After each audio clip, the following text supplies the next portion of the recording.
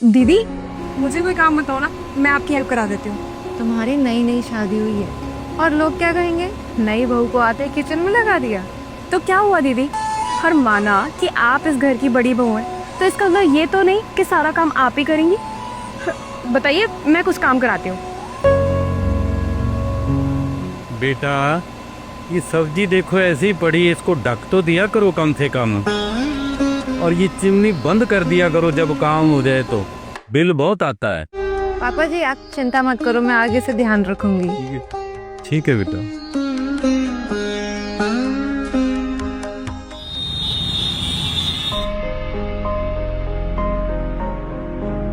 बेटा जब वहाँ बाहर बैठे हो तो इस कमरे का लाइट और एसी बंद कर दिया करो। पता पिछले महीने कितना बिल आया था? पापा जी वो सॉरी पापा जी, दिमाग से निकल गया था, आगे से ध्यान रखूंगी।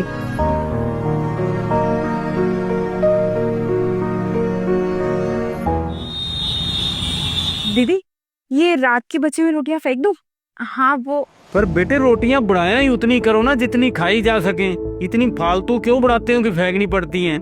लेकिन पापा वो सॉरी पापा जी, वो गुरप्रीत की रोटी बच गई थी, उसने नहीं खाई थी, आगे से ध्यान रखेंगे। ठीक है, आगे से ध्यान रखना।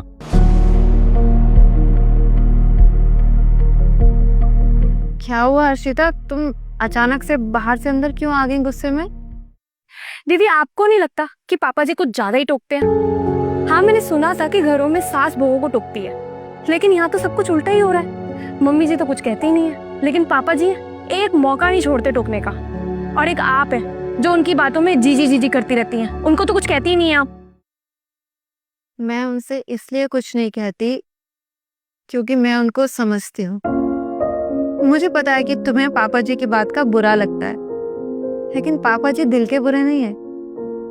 तुम्हें पता है, खास तुम्हारी जगह ना मैं खुद को देख रही। जब मेरी नई नई शादी हुई थी और मैं शादी करके घर पर आई थी, तो पापा जी मुझे भी ऐसा टोका करते थे और मुझे भी बहुत बुरा लगता था कि जब देखो पापा जी हर चीज के लिए टोकते रहते। तब मुझे मम्मी ने बताया कि जब वो शादी करके घर में आई थी ना, तब उनके पास ना सिर्फ एक कमरे का घर था, और आज जो हम इतनी आसानी से एसी में बैठे हैं, सारी फैसिलिटीज है हमारे पास, वो सिर्फ पापा जी की कड़ी मेहनत का नतीजा है। तपती धूप में उन्होंने ना जाने कैसे कैसे काम किया होगा, तब जाके हमें सारे ऐशो आराम मिले। हाँ पापा जी हमें इसलिए टोकते हैं कि हम चीजों की कदर करें, क्योंकि हमें सारी चीजें आसानी से मिल गई है ना। और कहते हैं ना, जब कोई चीज आसानी से मिल जाए ना तो हमें उन चीजों की कदर नहीं होती। बस पापा जी इसलिए समझाते हैं क्योंकि पापा जी को इन चीजों की कदर है।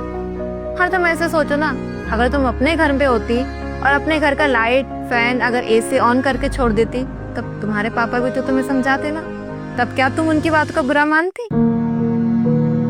पापा जी हमको अपनी बहुएं नहीं मानते, बल्कि बेटी मानकर समझाते, तो हमें भी उनको ससुर जी नहीं पिताजी मानकर उनकी बातों को समझ लेना चाहिए।